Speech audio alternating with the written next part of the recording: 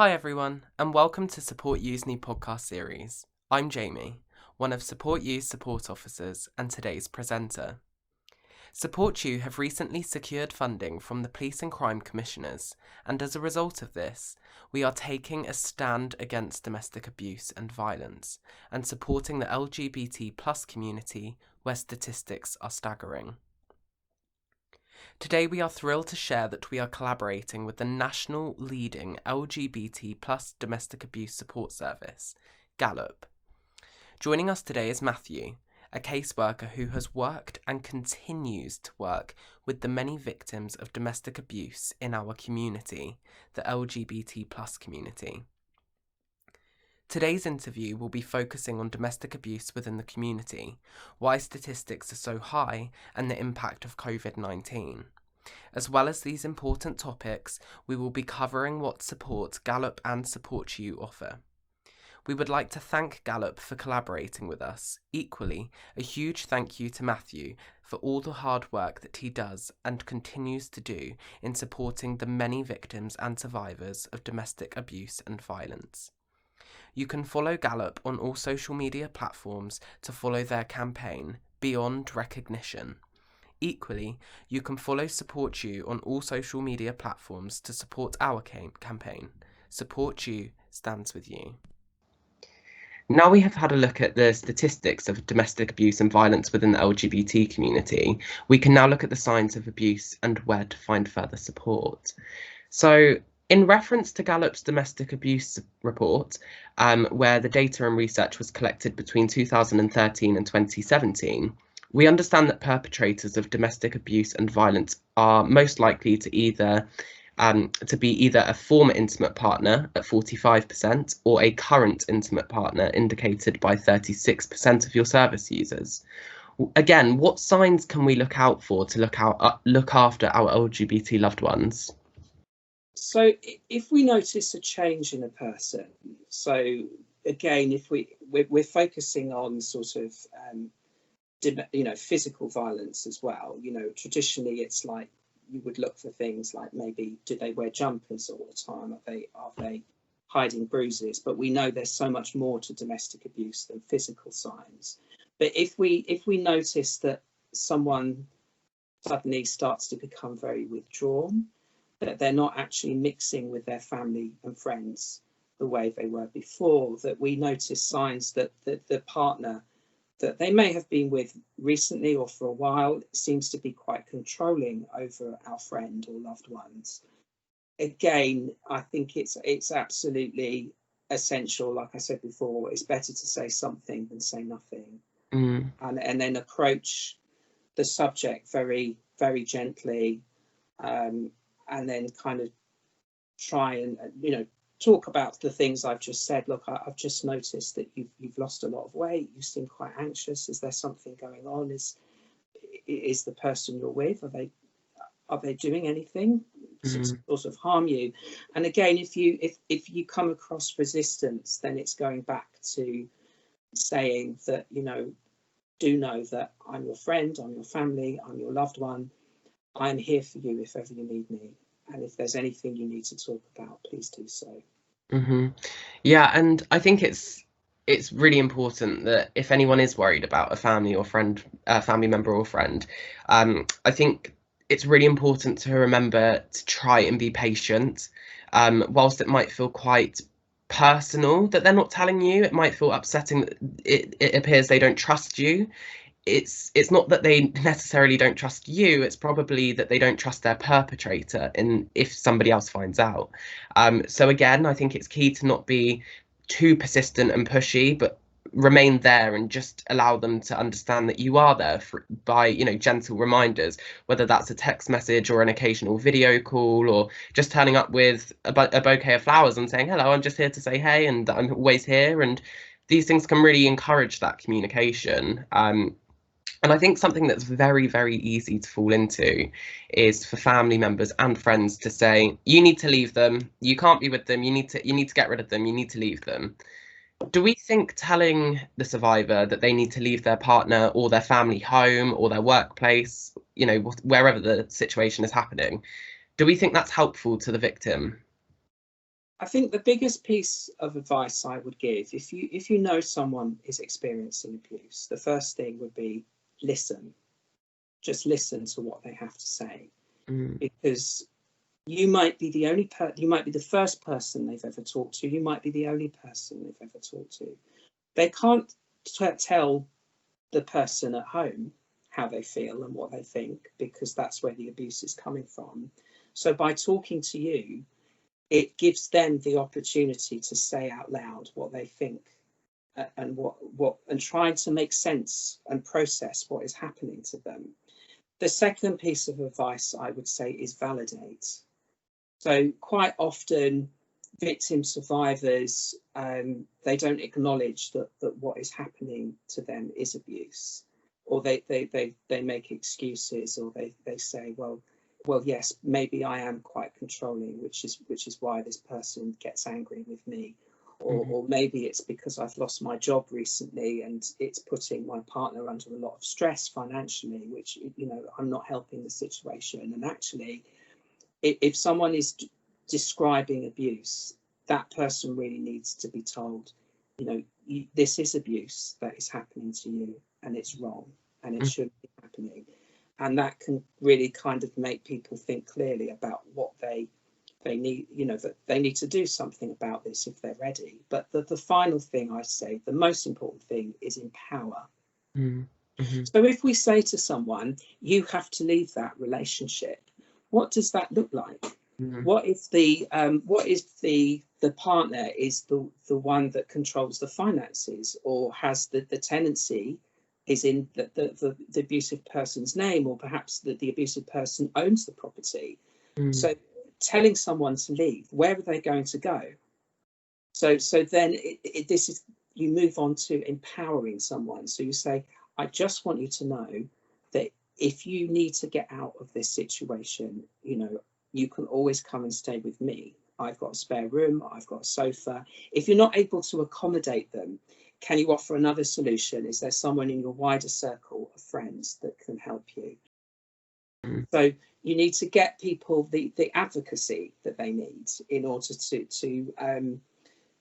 get them the help that they're entitled to. And maybe it's a case of sort of ringing us at Gallup or a shelter or another organisation and find out what people's options are, whether it's a local council or refuge, for example.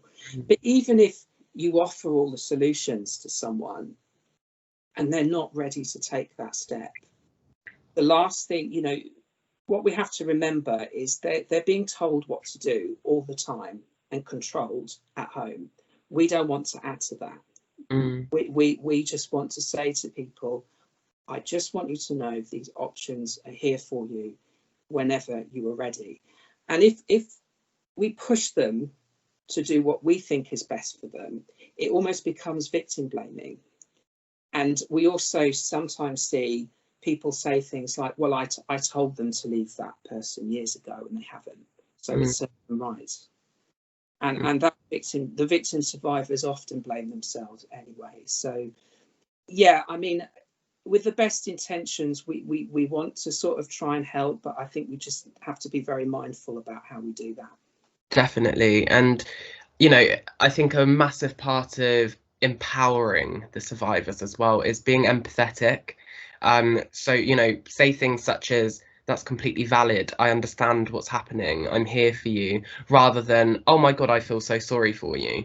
Because as soon as you lose the empathy and become sympathetic, you're actually going to, you know, impact the individual more, because you're going to make them feel rather weak in some ways, and as though they're not strong enough to get through it. So it is all about empowering. And again, I think empowering is a great way to subtly, you know, remind someone that you're always there for them. To say, you know, if you ever need somewhere to stay, you've always got mine, and they know that they've got that security around them. And having supported many survivors of domestic abuse, whilst every case is completely unique, is there a common reason or understanding why the perpetrators engage in this behaviour? That's, I think potentially, if we focus on that too much, we're almost treading on dangerous territory. Because certainly victim survivors will often make excuses for the person that is abusing them. They may say, well, they're struggling with addiction at the moment, or they had a really hard childhood, or that they've experienced a lot of trauma in their life. And actually, if we go back to the millions of pounds of money that is spent on researching this, unfortunately, people experience all sorts of horrific things, either in childhood or their adult life, but they don't necessarily go on to abuse other people. So I think we should never justify why an abusive person is being abusive. That's still an informed choice that person is making. However, if someone is listening to this and they are worried about the abuse that they are inflicting onto somebody else in a loved one or a partner, there is help and support for them as well. And just to reiterate, there is never an excuse for abusing anybody. Whilst it might encourage certain behaviours, it doesn't mean that these are accepted behaviours. And like you said, Matthew, those who wish to seek support for their abuse and or violent behaviour, they must be fully committed in order to achieve. A very important message from Support U and Gallup to any survivors listening is that victims must put themselves first and not wait for perpetrators to get better. The physical health and, of course, mental health of our service users is always our first priority in any instance. And that brings us nicely on to the case study. So we appreciate and understand that confidentiality is imperative when working with service users on their sensitive cases, and we appreciate that Gallup takes this very seriously, as does Support U. Would you perhaps be able to share an example case study or give us some sorts of ideas of the cases that you see and that you work with? So I'm going to talk about a client that we supported over a year ago, and for the purpose of this, I'm going to call this person James. So James wasn't from the UK originally. He was from outside, and he was living here with his husband on a spousal visa. And it was a very loving relationship to begin with, but then shortly after the marriage, we saw subtle types of abuse initially, but then over a period of time, severe acts of physical and sexual violence, along with lots of other different types of abuse that made James feel incredibly unsafe. And when he attempted to leave the husband threatened not only to post information about his sexuality on social media, he also threatened to disclose the fact that he was HIV positive. Wow. Who people knew about, and that's personal information he has the right to share. And the husband also threatened to call the Home Office to try and get them removed from the UK. So what we did, the first thing we did was we supported them to get a non-molestation order, which is a protection order for victim survivors of domestic abuse. And what that meant was that if James's husband had actually gone on to post sensitive information on social media, or try and get him removed from the UK, that would be classed as abuse and harassment. A non-molestation order is punishable by up to 5 years in prison. So that was enough to stop that. We then linked James in with an immigration solicitor who was able to help him apply for indefinite leave to remain. We were able to help him find a safe accommodation until he got work and was able to find accommodation of his own. And once we put all the practical things in place, he was ready to access our counselling service, which is run by our partner organisation, London Friend, so he could deal with the emotions of what he had gone through and process, getting his life back in track and sort of progressing forwards. That's an example. Yeah, and so that was a case from over a year ago, and I'm just curious, do you at Gallup check in after the supports put in place? Do you check in a couple of months after to see how they're doing and whether they need any further support, or do you leave it up to them? If they need to reach back out, they need to reach out? It depends. I mean, with some people, we do what's called a 6 monthly check-in. So if we're a bit, we decide to close a case, or we don't like to use the word close. We always say freeze. We're here if you ever need us. Mm-hmm. Some cases we might kind of mark on a reminder to sort of contact someone 6 months later just to see how they're getting on.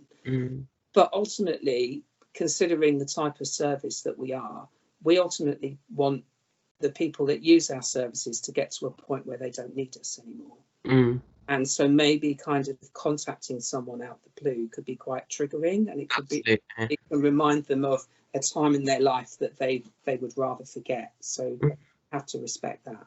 Yeah, I think that's totally valid. And I think even in terms of not just it potentially triggering, past experiences and, potentially triggering their mental health negatively, but also we don't know whether they might end up moving back into that family home, or whether they may end up getting back with that partner later down the line. So it's almost quite risky, isn't it, reaching back out, because as an organisation and a support service, we really don't want the perpetrator to see a call come through, because that could potentially trigger further abuse. Yeah. So it's handling cases very sensitively, isn't it? Yeah, absolutely. And you mentioned quite a lot about how you supported James, and I was just wondering, could you give us a bit of a breakdown in terms of the support services that you offer? So we have the helpline, which runs differently to the casework service, but certainly myself as a caseworker, initially we would do a risk assessment to see where things are, and then we would move on very straight away onto a safety and support plan. So think about what people are ready to do in order to make their situation safer. And sometimes we do quite in-depth work with people over a very long period of time. We may do some of the housing advocacy ourselves.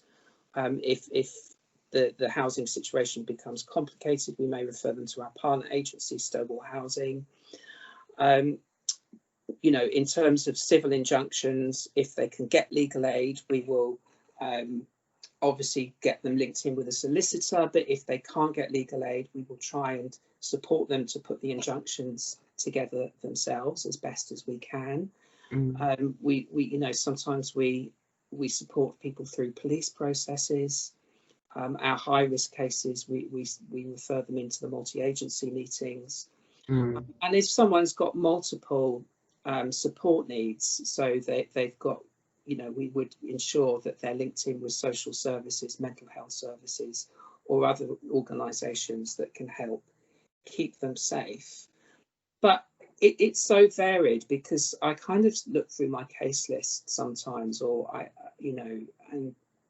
there may be someone that I've only literally had 2 or 3 conversations with, and I feel incredibly guilty because I've done so much for one person, but not very much for this person. And then you kind of catch up with them to see how they're doing, and they'll say, thank you so much for everything you've done for me. Those conversations, just having someone that understands what I'm going through and was able to give me the advice that I need, has enabled me to get out of this situation. I cannot thank you enough. So it's so varied. Absolutely. And it really links back to the fact that every case is completely unique. So what one person might need might be nothing that another victim or survivor needs. So it's always different, isn't it? And that's something that Support U can definitely appreciate. Everyone's support plan will always be completely different to the next person's. And the next section of today's podcast as well is the impact of COVID, which has been none of our best friends, I don't think. But 2020 has been seriously detrimental to many people's mental health and well-being. Domestic abuse has been recorded to increase drastically due to restrictions such as the lockdowns. Has Gallup noticed an increase in cases, calls on the helpline, and/or any inquiries? I mean, definitely in terms of the helpline, we had a massive influx of not just phone calls, but emails, website inquiries. So luckily, our helpline has doubled staff capacity. So there's twice as many people working on the helpline than before. and that is making a massive difference. We've seen more cases come in as well, but also perhaps, you know, former clients, you know, because we've had lockdown 1 and now we've got lockdown 2. So perhaps clients that we haven't heard from a while have reached back to us because all of a sudden they're trapped at home with the abusive person, and they just need us to help and support them. Sure, absolutely.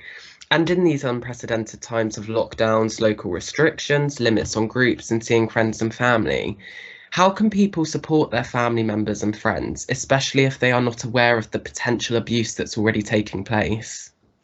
I think it's so important that we try and reach out to each other in different ways. Mhm. You know, I live on my own, and you know, obviously my life is very different as with many of us. But I think those phone calls, and you know, just messaging people on WhatsApp or Facebook or whatever, just so people know that you're there. And if you haven't heard from someone for a while, don't just assume that everything's okay. Just reach out to each other. Let us take care, not just of ourselves but other people as well.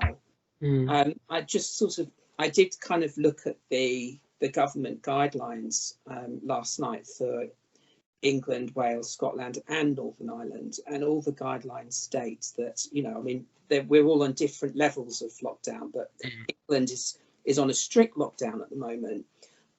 But we can actually, well, for people fleeing domestic abuse, you can go to people's houses because you're in a vulnerable group. But we can also support people who are. We can physically visit people, but obviously don't do anything that's going to put your own health at risk. Yeah, definitely. You know, kind of think of all the sort of necessary social distance and safeguarding measures. But, you know, if you don't feel you can't visit someone if you're worried about someone, because the guidelines say that we can. Yeah, definitely. And it's very interesting, isn't it? Today we've spoken about how social media is very much something that is a great thing and a really negative thing. And we started today talking about the risks and how social media can have a massive part in abuse. And now at the end of the show, we're talking about how it can actually be a savior for those in lockdown. So we are really seeing that the fine line between the two, and it's a really, really difficult one. But definitely social media, everyone needs to try and be able to reach out to their friends. For me personally, I have a Christmas card list in my note page on my phone, and that's so once a week I can just go through and make sure that I've reached out to every single person on my Christmas card list, just even if it's just a hello, just so I know that I've reached out to my loved ones, so that they're aware that if they want to chat, they can respond, or you know, if they don't want to reply at that time, they can get back to me in a couple of days. And it's just about video calls and going out for walks and keeping that distance, and support bubbles which are now allowed. So there, you know, there are ways around things, but like you say, it's about ensuring your physical health as well as your mental health. Absolutely. um and yeah, so that brings us to the end. So just to go over again, support, to finalise, can you share what support services Gallup offer, whether that is for survivors, perpetrators, families, friends, allies, and so on? Yeah, so for Gallup, we're a victim survivor service. So we support the people experiencing, that being subjected to abuse. Sometimes we get people who are, you know, LGBT people that are perpetrating abuse, that are really worried about what they're inflicting onto someone else, that want our help. We would then signpost them towards Respect, which is a specialist agency set up to support perpetrators of abuse. And I think, you know, that is important because there's a lot of support out there for victims of survivors. And I think the sector as a whole realises that we've got to do more to try, or there has to be support services for the people perpetrating the abuse as well. But, you know, certainly friends, family, allies, loved ones of LGBT victim survivors can contact us as well if they're concerned about someone and they just want advice. That's amazing. Thank you so much. And the last question I have for you today is, how can those individuals reach out to seek support to begin getting the help that they require? Yeah, so they can contact our confidential helpline, and it is totally confidential. They don't even have to give their real name. The number again, 0800 999 5428. You can contact us via our website. But and also, people that live in London can self-refer into our casework service. But yeah, please do get in touch if you would like our help.